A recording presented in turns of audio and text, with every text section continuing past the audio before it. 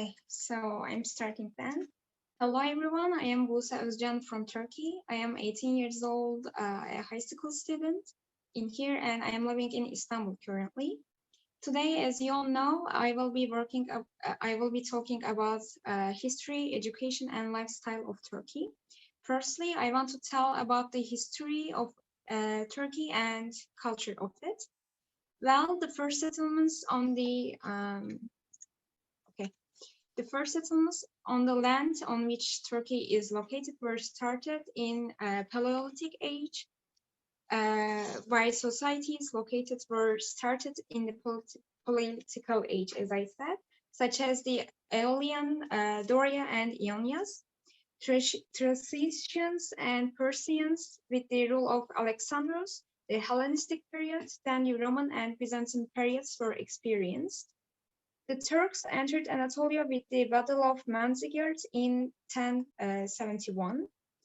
And after that, the Mongol invasion happened in 1243. The Seljuk state was destroyed, and Anatolian Seljuk state was established in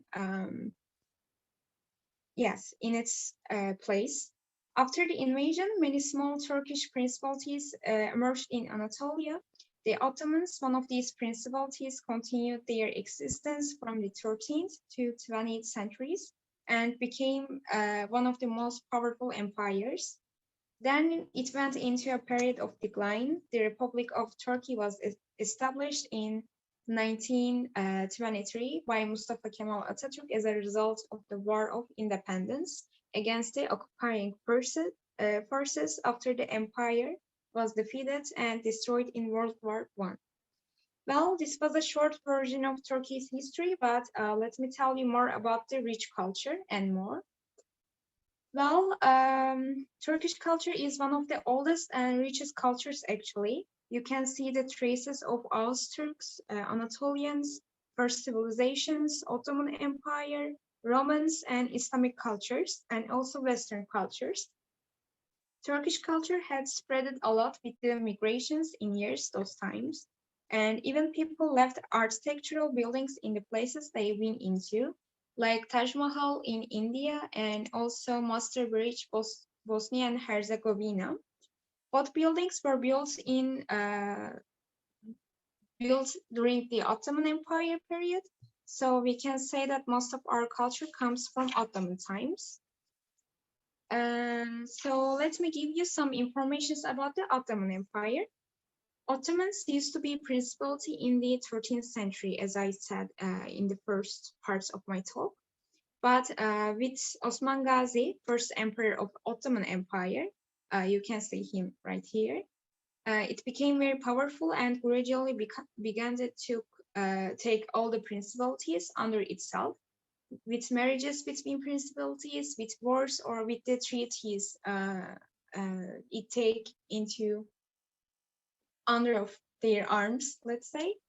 But indeed, eventually, Ottomans' belief was Islam, and the form of government was the Sultanate. In other words, the administration passed from father to son. And the Ottoman Empire ruled for 624 years, and it was demolished with the abolition of the Sultanate in 1922. And as I mentioned, the Turkish Republic was established in 1923. So let's get into culture of it. There was influence from the customs and languages of Islamic societies, Persians, Seljuk Empire, and Sultanate of Rome, Orthodox subjects, Jews, Armenians, and many others. I want to start with the literature and education in Ottoman dynasty. The sultans were and their sons, which could be the next emperors, had to take many classes to become a knowledgeable person. We can say that all the emperors were so wise and they knew at least 3 languages. In fact, there's a emperor that's called Fatih Sultan Mehmet, and he had known like 7 languages, and he was only 18 years old when he became the first emperor. After that, we can say that they were being educated in madrasas themselves with their own personal personalized teachers. And there were language classes, positive sciences, and Islamic classes. For the literature, even if many people loved it, our literature developed in 19th century mostly. Tevfik Fikret is considered to be a founder of modern Turkish poetry in my country. Well, for the architecture, you can see so many beauties, palaces, bridges, mosques, and etc. You can see traces of Byzantine and Seljuk Turks, but also you can also see the buildings of of the first civilizations, such as Ephesus, Göbekli Tepe, and Tuşba Castle. But the most important one is is Göbekli Tepe because it's known to be the first indicator of the transition to satellite life. It was built in 7,500 years before the Egyptian pyramids and is located in Urfa today. It's a very, very important thing in our country. So let's get into more details. Turkish people also have been doing calligraphy arts for so many years. It's this one. And oftenly you may have heard about our and they also do marbling arts and also tail arts a lot. And maybe you may have heard about our carpets. Turkish people have been weaving carpets for a long time, like the first times of our culture. And for the sports, Turkish people had done archery and javelin game a lot. Archery had used to be in the horses, like they were doing it with the horses, and Jurid is also one of them. It's kind of the same with archery, but they just throw away the sticks to each other to fall down. Well, and maybe you may have seen him, but he is a very famous archer in my country. His name is Mete Gazoz, and he also won the Olympic Games this year about the archery part. Well, let's get into our the most famous cultural thing, Turkish coffee. In 1543, Yemen governor Özdemir Pasha brought coffee to Istanbul. Turks found a new method for the preparation of it, and coffee was cooked in pots and became Turkish coffee. It's usually served in little cups like these, as you can see. We say in our culture that a cup of Turkish coffee will be remembered for 40 years. So our coffee also represents the startings of relationships and also very close friendships. And also we do fortune telling from our coffee. It's basically after drinking, you turn it upside down and wait until the bottom of the cup gets cooler. Then the fortune tellers interprets it for you. And also it's important for marriage parts as well. When the man and his family comes to the girl's family's house to ask the girl if she wants to marry and wear rings, she cooks Turkish coffee. And if she wants to marry with the man, she puts sugar into the coffee. But if she doesn't want to marry, she puts salt in it. And they are doing this because they don't want to embrace the groom in front of everyone. So they just put sugar if they like him. But if they don't like him, they just put some salt. It's like a kindly way of saying, no, I don't want you. And also, but nowadays, girls usually put salt for fun. And in fact, a sad story, a couple of years ago, a man died because of the salty and spicy coffee. Because the girl that cooked the coffee put so many spices in it as well, except salt. And he had allergy to some of them, so he died. It's a sad story. Anyways, now let's get into education of Turkey. Turkish education system is divided into 3 stages as 12 years of compulsory education. It is also referred to as the 4+4+4. The first one is primary, the second one is middle, and the third one is high school. These are in primary school, these are the compulsory education ones. Okay. In other words, in primary school, students take Turkish, math, social science, science, foreign language, religion, arts, music, education, and traffic classes. So in secondary classes, they are taking history and extra math classes and other kind of classes by their choice, except the classes that I just said for primary students. In high school, in the first 2 years, I mean until the ending of the 10th grade, we get the same classes with all the high schools. History, math, 2 foreign language, these are mostly German and English. And biology, physics, chemistry, literature, geography, and else. But after the 10th grade, students have to choose a major from 4 options to their future career that they want. They can choose maths and science, social science, language, or just philosophy and literature. Well, to get into more detail, before we get into a high school, students have to take an exam that consists 2 parts. One of it is social sciences like literature, history, religion, English, and the other one is maths and science. Our exams usually gathers 2 parts. They can get into a good schools that chooses the students with the exam, which these are social sciences or Anatolian high schools, but the good ones. But if they can't be able to get a good grade from those exams, they can choose vocational high schools, regional or Anatolian high schools, or just technical high schools. But the Anatolian high schools are slightly lower level and not good as the exams, not good as the ones that takes you with exams. Well, after the high schools, we get an university exam due to our major, but it's also consists from 2 exams, unfortunately.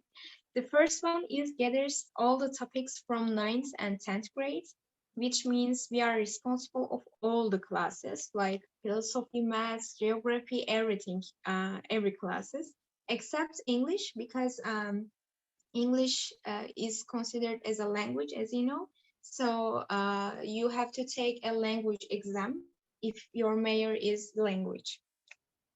And the second exam is all about your major. You just do the questions to your major. Like if you chose maths and science, you just do maths and science in the second exam. But if you chose social sciences, you are doing maths, literature, geography, and history, like these. But if you choose language, you don't take this second exam. You have a special exam for the language one. And universities, there's a thing in Turkey. Universities doesn't have their own exams, so you have to be successful in this exam. You really need to be successful to get into a good university in the year that you get the exam. But if you can't get into a university, you don't have a chance like high schools. As you know, if you can't get a good grade in high school exam, you can go to technical high schools or just vocational high schools. But for university, it doesn't work like that, unfortunately. You have to get prepared again for 1 year more, which means you have to study a lot and very hardly. Well, the universities and let's say the schools in here are mostly governmental, so you don't have to pay anything. But there are also some schools that you need to pay as well. We call them as college, or I don't know how to pronounce it, but it's like that. So let's get into the lifestyle of Turkey. To be honest, if you live in an improved city of Turkey, the lifestyle is better, and I guess it's the same for many countries. But everything is mostly so expensive due to our economy right now. But for me, I live in Istanbul, and Istanbul is such a perfect city for teens and adults, like to 7 years old to 70 years old, let's say. And there are amazing historical places, nature, sea, clubs, cafes, shopping malls, and else. Well, anything you can imagine. For me, I'm a coffee addict, so I like to spend my time in the cafes or walking by the streets. And I have to say, Istanbul has such awesome streets. You can see some of them in here. And usually in Taksim, Beşiktaş, or Kadıköy are the most awesome, are the most touristic and good regions of Istanbul. You can see many cultural things, architectures, museums, bazaars, and etc. Also, I should add that our bazaars are very famous too. If you are lucky, you can get a discount from the seller as well. Now, I want to add some little informations and end my speech. For our traditions, we have spilling water after a passenger leaves because we think that they can go and come again to our place safely and in a good way without something happens to them. It's like a belief in our culture. And also writing names under the wedding shoes of the bride so that they can marry as soon as possible. It's like throwing away the flower of the bride, but we just write down the names, and the one that first erases is going to marry the firstly, let's say. And also ice cream is very famous in our food culture, and ice cream men usually make it enjoyable. Maybe you may have heard about them. They just do some movements and make people angry, and they never give you the ice cream until you start to scream. And they are also doing this to your money as well, like you're giving, but they just making some another kind of movements and don't take your money. Then eventually they are taking. Well, lastly, if you come here, you should definitely try out our baklava, kebab, and also lahmacun, because these are the most famous and best, how can I say, dishes in our culture. So this was all for my speech, and I hope you enjoyed and liked it. Thank you for listening to me. Awesome. That was really great. From the history, from the education, and mostly the lifestyle, which I'm so interested to the streets of Turkey, as well as with the food. Okay, the Turkish kebab, the authentic Turkish kebab, because here in the Philippines, in Makati, when I was working in there, I got some friends who knew some Turkish who stayed there, and I'm not quite sure if that is really the authentic one. Maybe because they've been staying here in the Philippines for a few years. Maybe the spices that they're using. That's why when you said that once we visit Turkey, we should try it. That's one on my bucket list actually.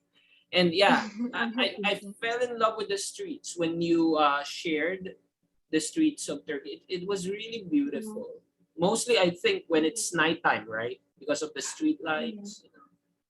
It's really In the awesome. night, it's just like a dream. It's really amazing.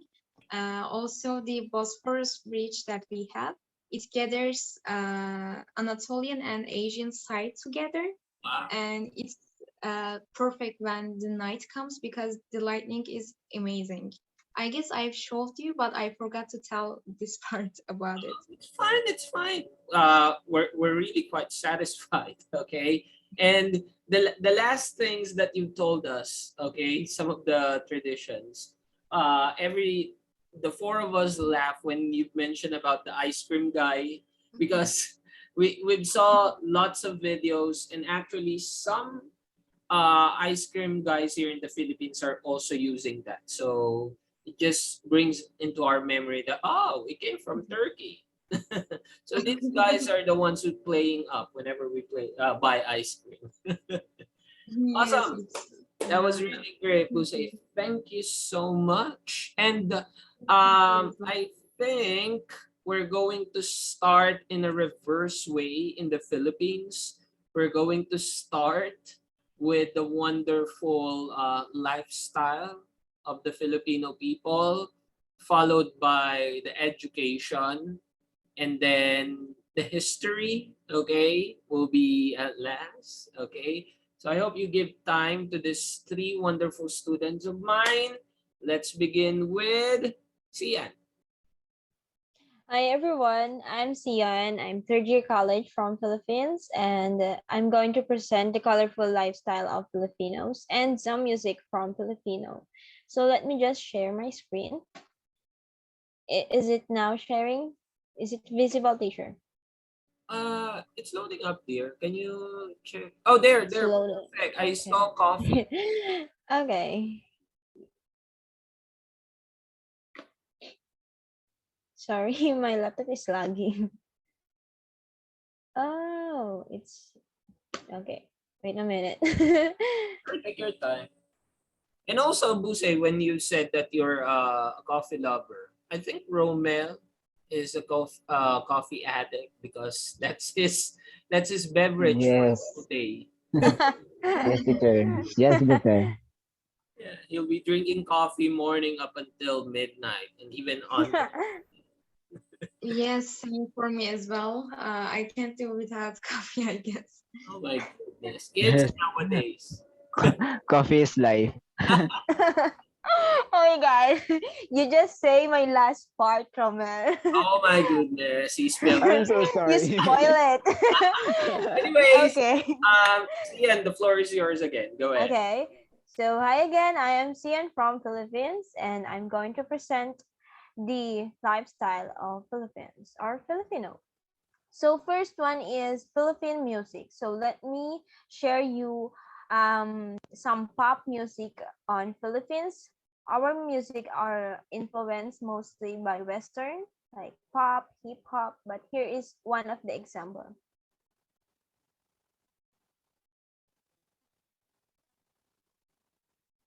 It has some feature. Okay.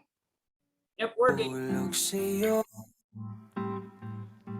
Naramdaman lang bigla ng puso Aking sinta, ikaw lang nagparamdam nito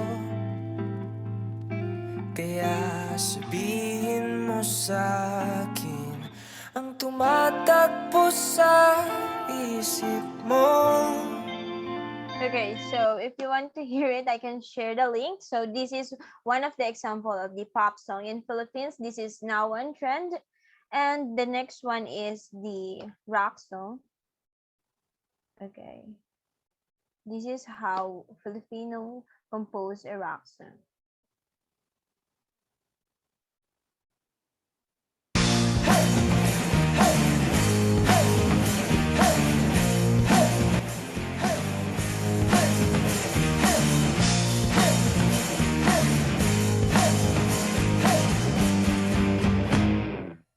Ituring ang iyong sariling tagahawi ng ulap sa kalangitang kulimlim. So River Maya is one of the famous band in Philippines, and this is how they compose a rock song. And moving on to the next slide. Okay, every Filipino is known as a best singer. So every house in Philippines has this karaoke and has their own mic. Everyone or one of the family is known or has skill in singing. But in my family, we are not all singers, but Filipino are known as best singers. And next one is that, yeah, our festival, which is Arriba, our festival are somehow we get this festival from the from Spanish or or other foreign that has colonized our country. And every barrio or every city in Philippines has different festivals which represent their patron or the most known products from their place. So the first that I'm going to explain is about the flower festival in or known as the Panagbenga Festival. Basically, Panagbenga means flower festival. It is celebrating in Baguio City, one of the cleanest and popular city in the Philippines. Most foreign go there. Most foreign that are on vacation here in Philippines go on Baguio because of the humid and because of this festival. Every festival in Philippines has gigantic floats, the parade, and also the pageant. And as you can see, there is one woman in a gigantic float because this woman represents the fairy, which is flower festival is means Thanksgiving because of the blossoming season in Baguio City. So that is how we celebrate our festival and living like Filipino. So for us not to be sound rude or to pay respect to our elders like teacher or our sister brothers and mother, we say po and opo to pay respect to them. And if you hear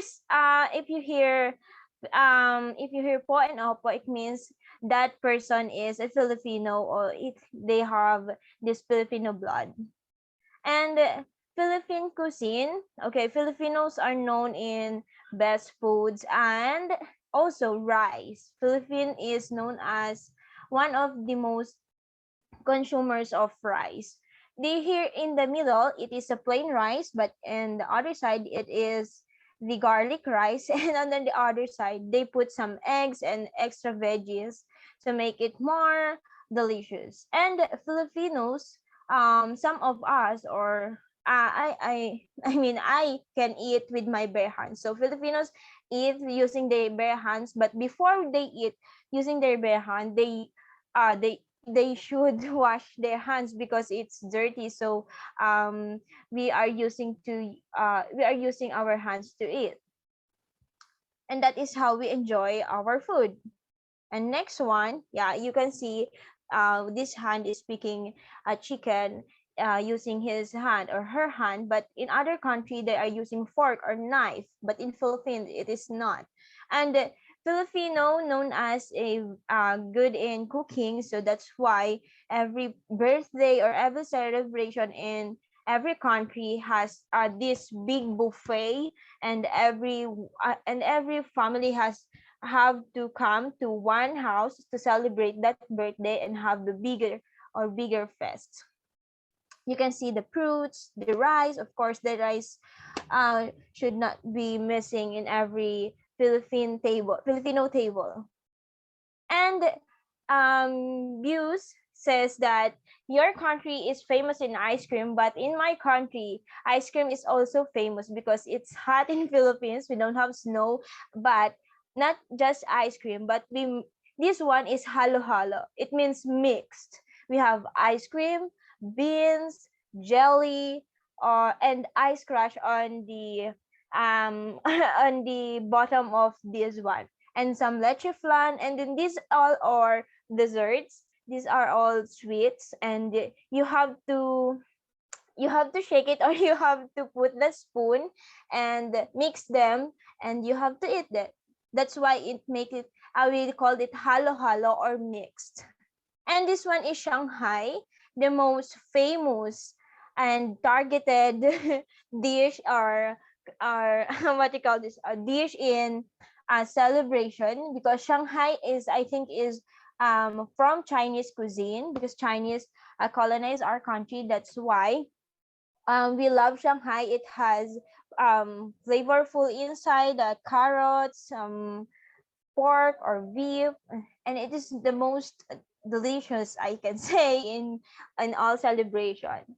And number one. Okay, next slide is a community pantry. So during pandemic, people in Philippines does not have their job. All the companies shut downs. We are not allowed to go out. We just need to stay at home.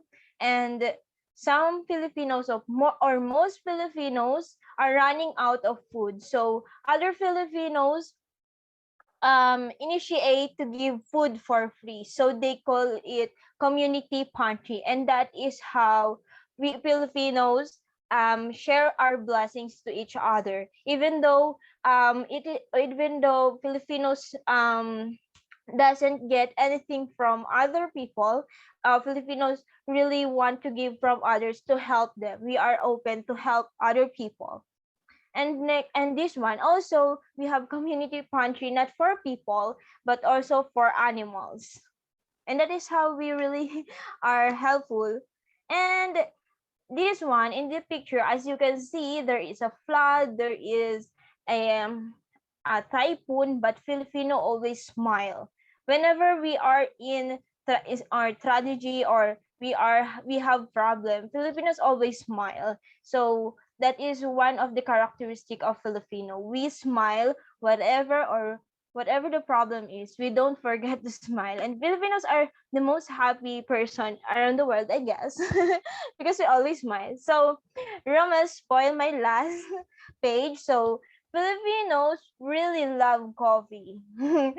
Uh, um, from our grandparents, my parents, and also my siblings, they love coffee, and we have farm of coffee, and some animals really love coffee too.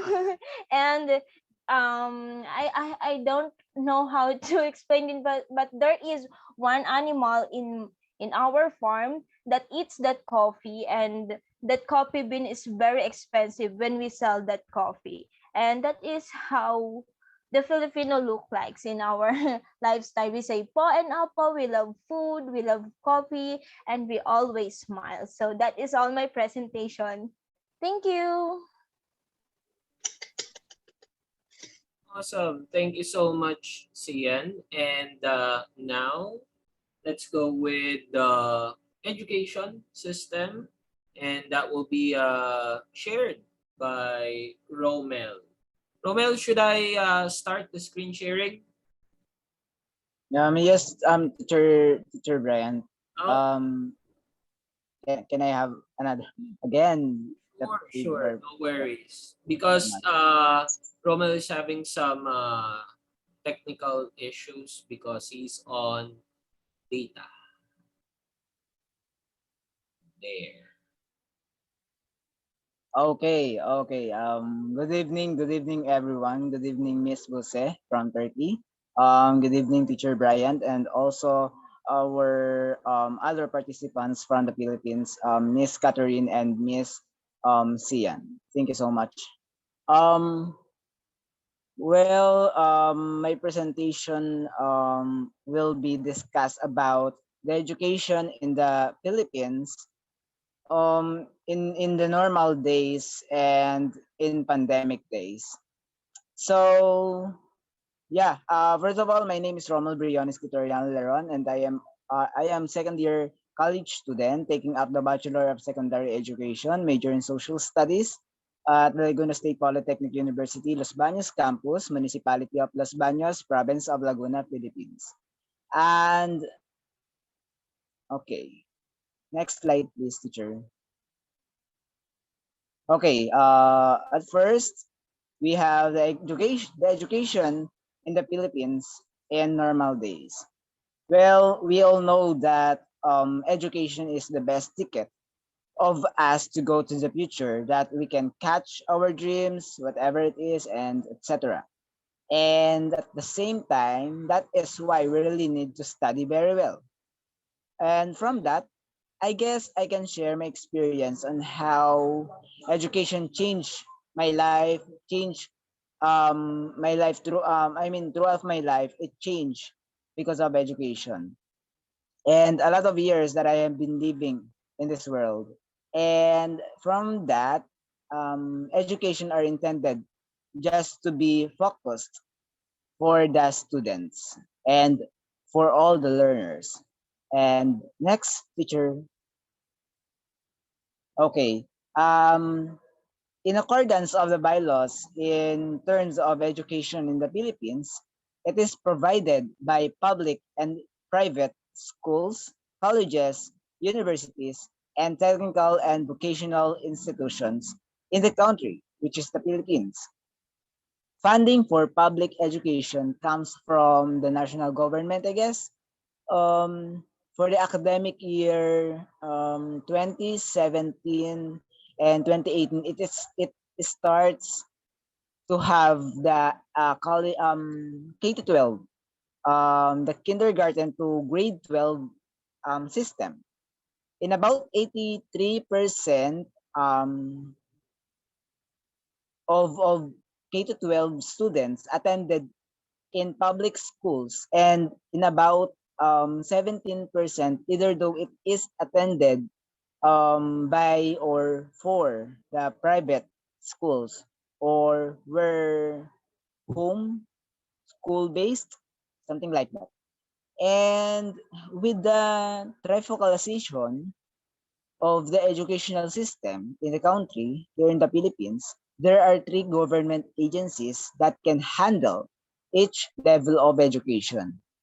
At the basic education, we have DepEd. DepEd has the means of, or it means like the Department of Education. It sets overall educational standards and mandates in standardized tests or examination for the K-12 on how K-12 works. Is it working? Is it um, effective for all the learners, for all the students here in the Philippines? And um, okay, it regulates through public and private schools. And although private schools are generally free to determine their own curriculum in accordance with existing laws and the Department of Education regulations. On the other hand, um, at the higher education level, or the Commission on Higher Education, or CHED, supervises and regulates colleges and universities.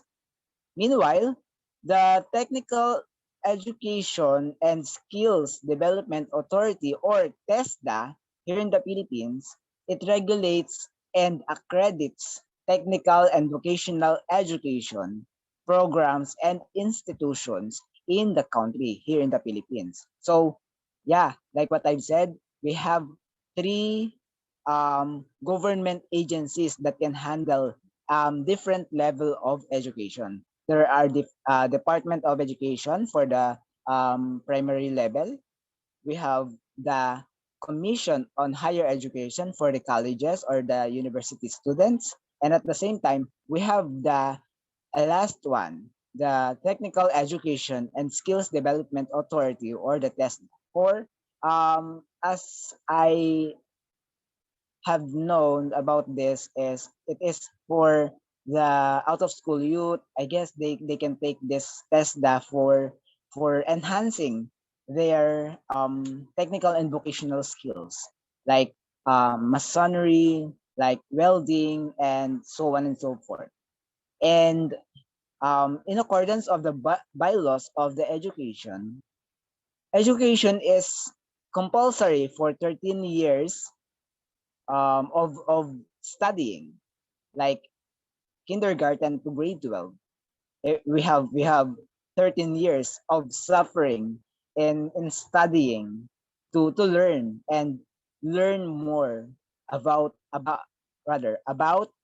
um everything in terms of education, in terms of environment, in terms of agriculture, in terms of history, social sciences, and so on and so forth.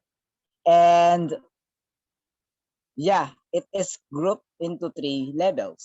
We have kindergarten, we have elementary school at grades 1 to 6, we have the high school, but at the same time, high school is classified into two. We have the junior high school and we have the senior high school. So it starts also in the year 2017 to 2018. And until now, it works. And they may also be grouped into four key stages. The first one is the kindergarten. So the primary is kindergarten to grade 3. And the intermediate is the second key stage, which is the grades 4, 5, and 6. And at the same time, we have the third key stages, or the third key stage, the grade 7, 8, 9, and 10, or the so-called junior high school. And the fourth one is the grades 11 and 12. And children usually enter kindergarten at the age of 5, right? I hope we have the same year of I mean we have the same age of a child that can enter and in kindergarten. So yeah, we have institutions of higher education may be classified as either though public or private in college or universities, and public institutions of higher education may further be subdivided into two. In into two, yeah. We have the state universities and colleges, the first one, and the second one is the local colleges and universities. And yeah, that is all about the education. And the next slide, Teacher Brian. Yeah, right now I have here the quotation from George Washington Carver. Actually, I am so grateful for Mr. George Washington Carver because of this quotation. I always use this quotation in every webinar that I joining. Um, Education is the key to unlock the golden door of freedom. So yeah, we are here again, and personally, we will way back at the 2012, the year 2012, when I was in my elementary school days, and I never focused on my studies, and because of that, I got the low grades at my end. And at 13, I am already at first year high school as a first year high school student, and I continue of being lazy to do my homeworks, to do my participation, my responsibility as the student in the square size of our classroom. And because of that, um, until I graduated, I got low grades. So I'd never passed in any entrance examination in some colleges or university here in our province, here in Laguna. And um and from that, I just stayed at home because I could not go to any colleges or any universities because of my low grades. When I graduated at high school, um, so I didn't do whatever I want as a college student because I didn't entered from any colleges, and because of that, I didn't improve my education too. And because of that, again, every time that I go to sleep, I always dreamed about I am going to school. I am actively participating in different activities. And you know what? When I woke up, I thought that if I had if I had a chance to um go to school again, I will do my best. I will do my responsibility as a student.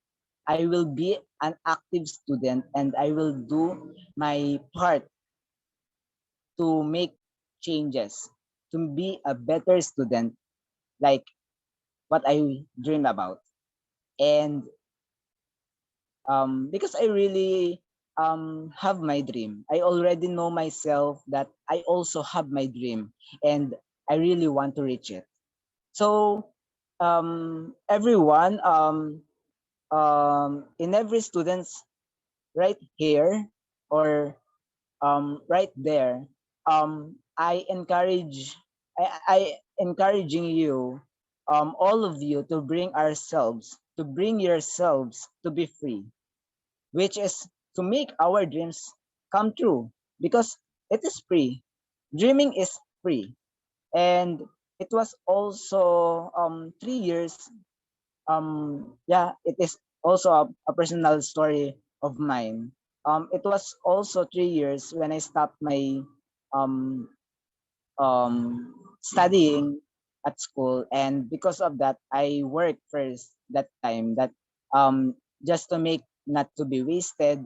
And I want also to help my parents, because we do not money anymore to also to have our food, our anything.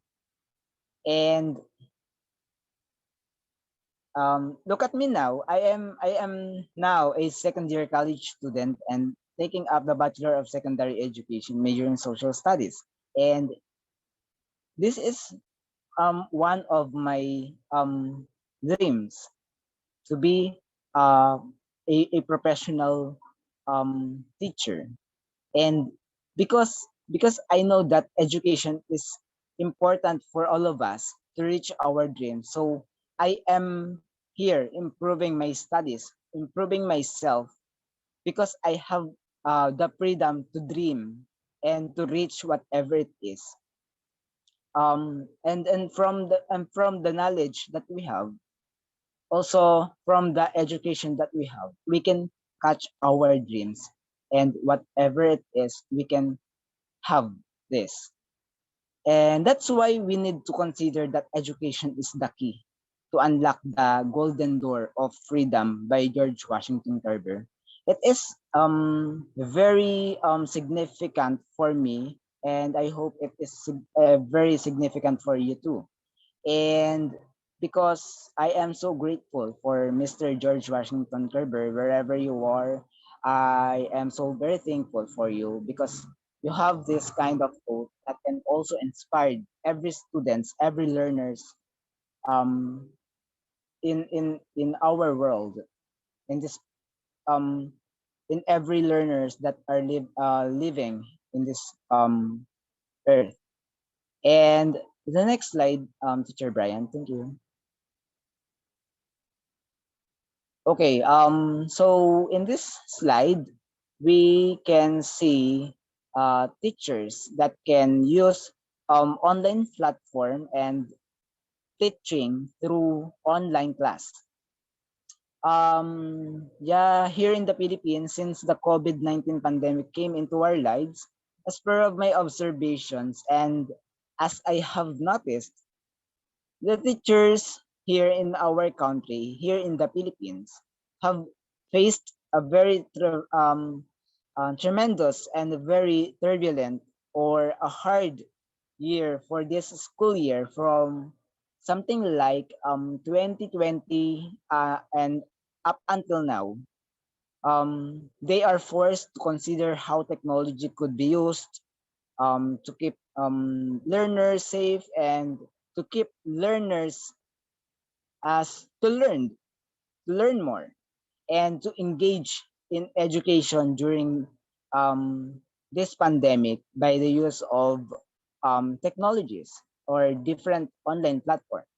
So the Department of Education and the Commission on Higher Education have made a way to continue the education, and also they continue to provide good quality education to our or for our beloved students or learners who are the future of our nation, the hope of our nation, most especially the generation of our youth of nowadays. And yeah, next slide, please, teacher. Thank you so much. So, in addition, the Department of College, the Department of Education and the Commission on Higher Education think a way for students to learn, like different platforms, online distance learning system, remote learning system, and um, others, uh, others, I guess, others like printed materials and modules. They made printed materials or modules to complement and increase the knowledge of our students.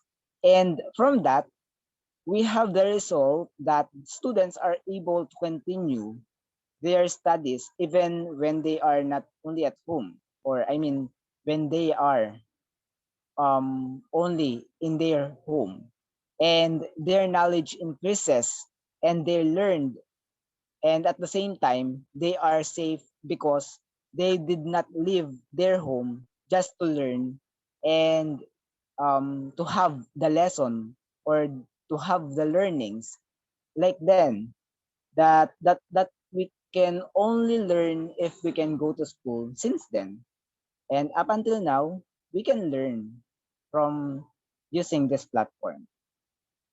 So next, teacher. So yeah, as we can see, there is a crying child with a quotation, with the caption of about difficulty of students in online class. As I can say that there is a lot of advantages of online learning, and at the same time um, we can advantage from online learning as to be safe from COVID-19. However, as the contradict of that, the pandemic affects the lives of many students, the lives of other students, since the only key is by the use of online class to study in other school. Some of them are suffering, especially students in the poorest area. They are not able to buy some gadgets such as laptops, tablets, and mobile phones to access the online classes. Aside from that, yet they might have their gadgets, but they still need to be able to access Wi-Fi or wireless fidelity or data connection or what. But many of them don't have the ability to install Wi-Fi, so that there is no choice aside from buying some loads, but they are still have the problem. Other students can't have enough money to buy some loads for daily access. And from that, because of suffering from learning without face-to-face classes, they suffers from a hard situation as a student. Some of the students, as I have viewed on the internet and the television or in the television news, are attempting to kill their lives, to kill their selves, and the other students are accidentally end their lives because of 3 or 4 consecutive days that being sleepless, just to finish their class tasks, their assignments, their activities, and etc. And as I experience, and I am pretty sure that you are all experiencing like this as a student, I can say that yes, this academic year in the middle of the pandemic days was so hard. It was so tremendous through, oh, I mean, even though we really need to face this kind of challenges because it's just a challenge. It was just an experience that is challenge our temper and endurance just to live more life. Just keep fighting and stay strong as I advise you, everyone. And next slide, teacher Brian. So from that, I always have my quotation, my very own quotation, just to advise you too. And always think positive and don't be afraid, because in the will of God, we will be protected. So just always be positive in our mind. Just always look of what we are looking for. Just look of what we are searching for, and that is to be a successful one. And that is always be challenges for us, just only to um have the successful life too. And next slide, teacher Brian. And in this slide, we have the flip art about heart and our mind. It has the means that let us always set our mind with love, because in our minds there are always the knowledge that we have got already, and at the same time we can be brought it wherever we go. And even nowadays with this pandemic, we can use our heart and our mind to live, not just only for ourselves, not just only for yourself, but to live with other people. And at last, with our heart and our mind, don't let this pandemic kills our um, dreams, but still just just live better with love, faith, and peace. And I guess I really want the world will back in normal, making our ideas from into one another to have a good class like then. And I just want to advise all of you that always have the faith with God. Spread our love in our heart to all the people out there, to all the people in our surroundings, and the world peace, and also to be and to have togetherness. So I believe in ourselves that we can be part to fix our problem. And next slide, teacher Brian. Yes. Thank you so much, everyone. Maraming salamat. Awesome. Awesome. Thank you. Thank you so much, President Laron. Thank you as well for adapting it to your personal experience. Actually, Pusay, as what Romel said, it took him few years before he could continue studying in the university after hardship in life, and up until he realized the importance of, pursuing what he really wanted. And this is the outcome of that few years of seeing the reality of life. Even if it was a long adventure for him, I am glad that he is in this place right now and told so many useful things to us. So I thank him and I'm proud of him. Actually, it was very nice to watch his presentation and listen to it. Thank you. Thank you so much, Jose. And Romel, kudos. Once again, it was you didn't just presented it as what we wanted, but there's a personal touch because you added your story on it. So great job. And for the last, okay, like we did reverse order, we'll be having Catherine to share the education system, a very brief, actually, a very brief presentation. Okay. Oh, sorry, history. Okay. Yeah, Catherine, you can start. Okay, teacher. Thank you so much, Sir Brian, for the introduction. So hello, good evening from the Philippines, and of course, good afternoon to our Turkish friends here. And also, I would like to say hello to Buse It's great to see you again and have you here. So thank you so much. So again, I would like to share my screen first. Okay. Right, is my screen visible now? Yep, all Yes, good. Okay, thank you.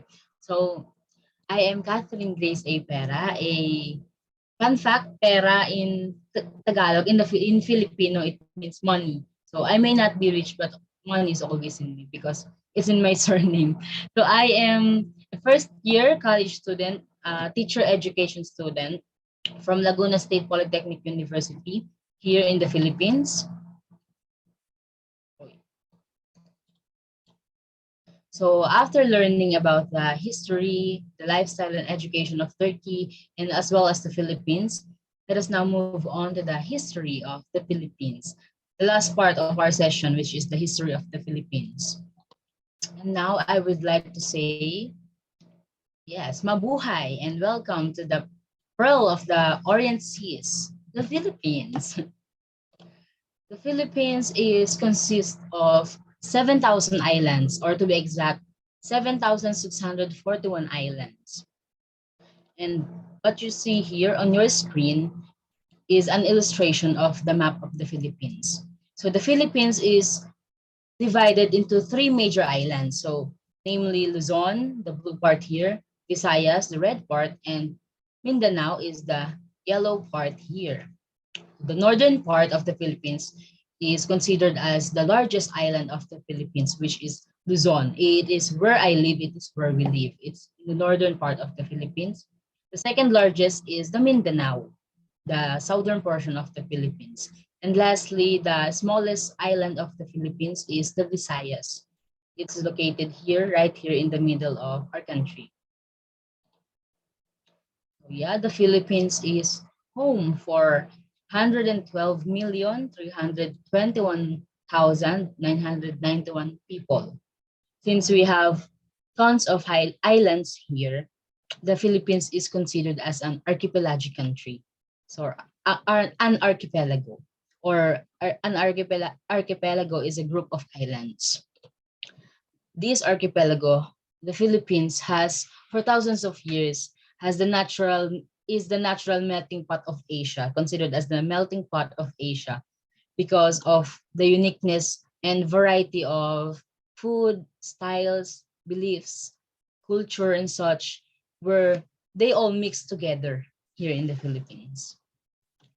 So before society became distinguished into groups of almost hundreds families or more, we first call it the barangays, or barangay is the smallest administrative division, and it is a Filipino term for a village or a district.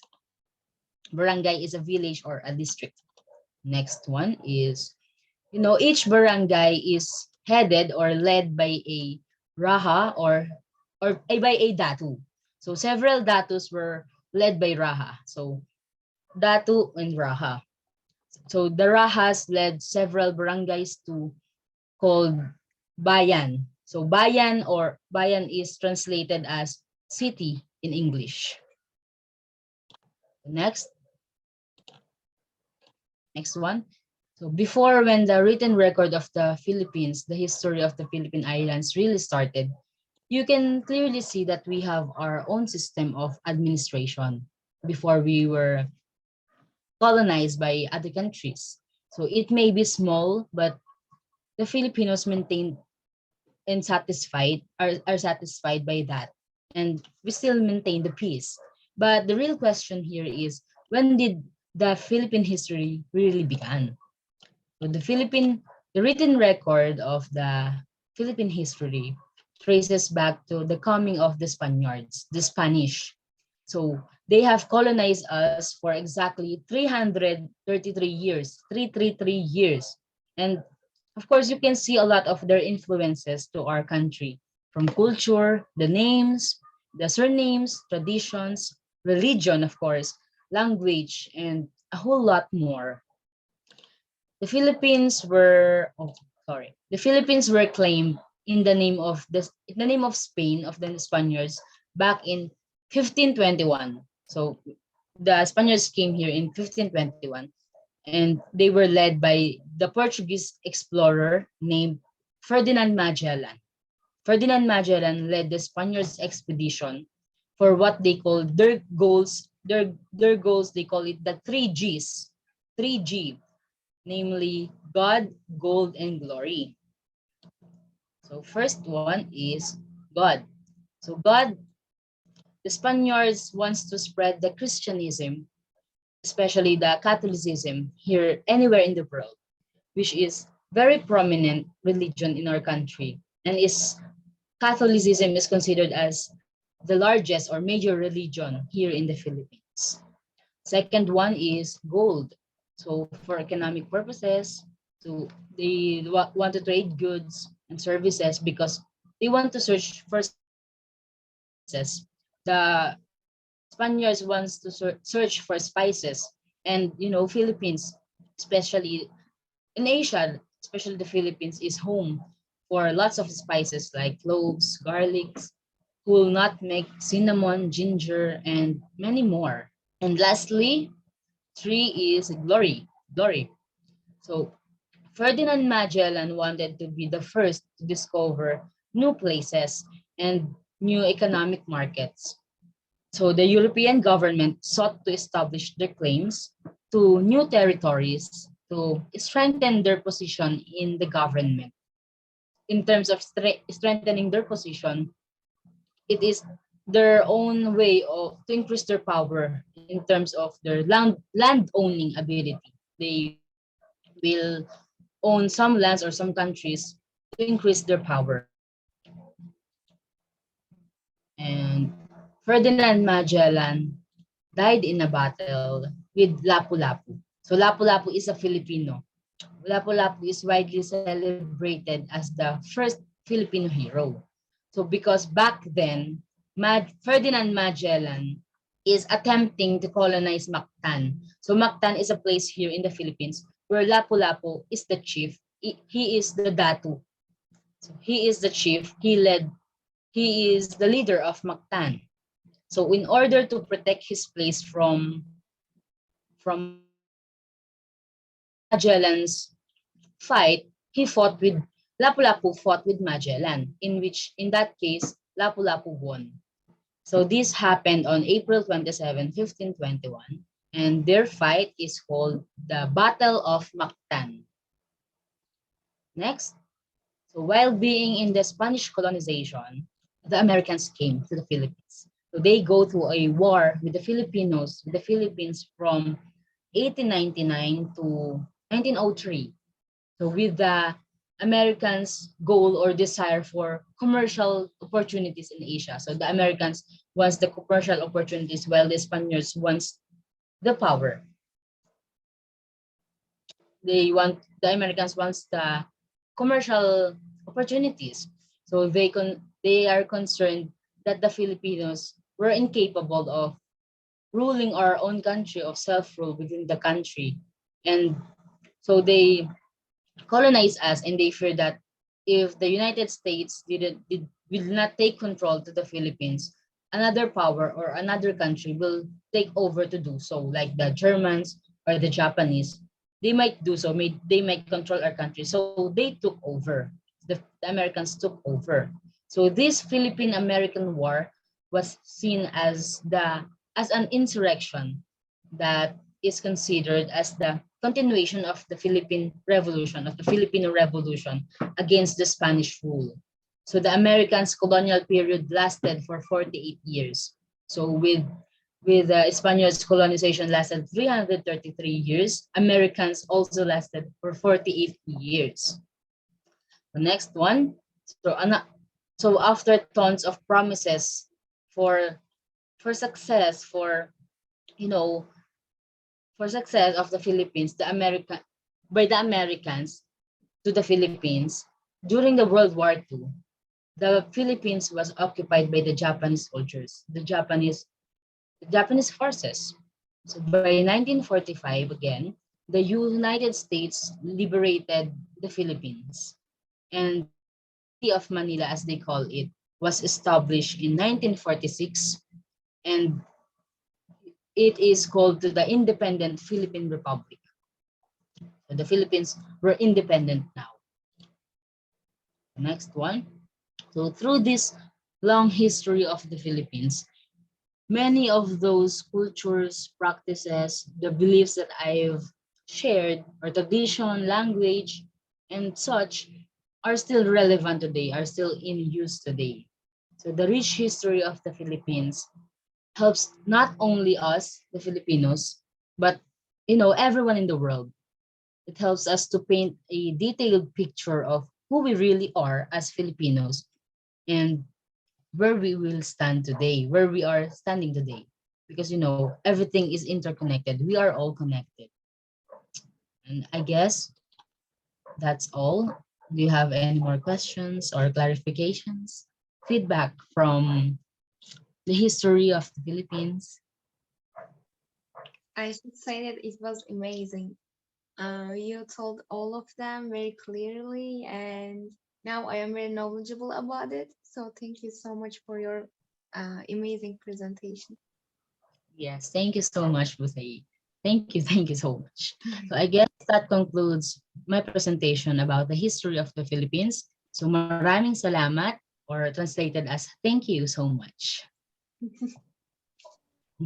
Awesome, awesome. Thank you as well, Catherine, for sharing the brief history of the Philippines. And we're so happy as well hearing from Busay that at least she know how did our country became Philippines after being invaded by these three large countries nowadays. Even though Japan is a small country, but they are big right now when it comes to technology, when it comes to education, and even in their lifestyle. That's why even if their mass is small, but we still consider them as a big country in another aspect, okay?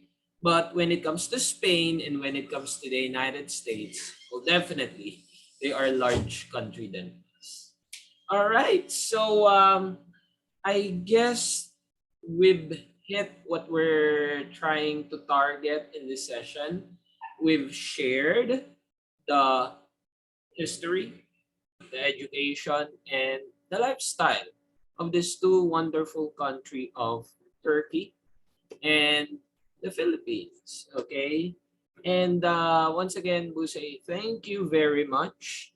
Apparently, Sia needs to have her beauty rest. Okay, but rest assured that your certificate will be sent to you. I'll be sending it to you as our sign of appreciation, and we hope that this is not the first and the last time that we will have you, because to be honest, okay, your presentation is simple yet informative.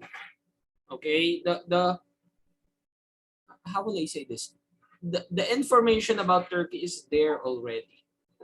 Okay, though it's not like what is being discussed in your school, but then having a glimpse of how it started, who are the, the history, how did it, how did it flow, how did it become Turkey, the education, plus the lifestyle.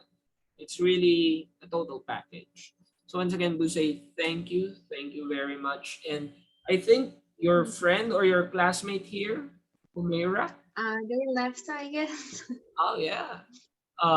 Thank you for staying as well. And lastly, Mr. President, do you have any message to our foreign participant?